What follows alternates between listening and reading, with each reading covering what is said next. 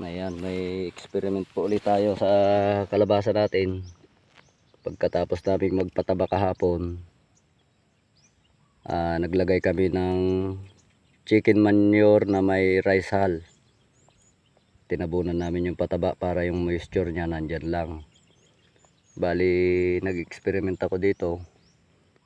Itong mga ibang side nung Sophia natin, pinaglalagyan ko ng rice hull with chicken manure. Yan yung mga galing sa poultry.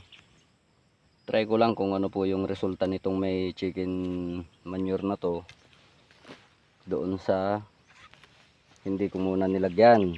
Sabagay, observation ko pa lang naman ito. Mag-observe lang ako ng 3 to 4 days.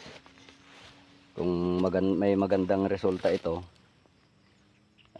pwede pa namang lagyan yun dahil maliliit pa naman. Kasi may nakita ako sa YouTube na naglagay din siya ng ganyan. Ang kainaman yan, yung moisture daw ng lupa hindi basta-basta matutuyo dito sa paikot na nalagyan. Bagay, tama naman yun.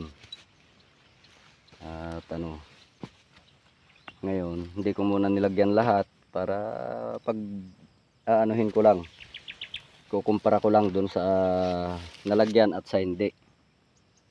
Ayan, para titingnan ko lang yung kaibahan nung nalagyan saka hindi nalagyan. Okay, update ko po kayo ulit after 3 to 4 days ulit observation. Okay, salamat po.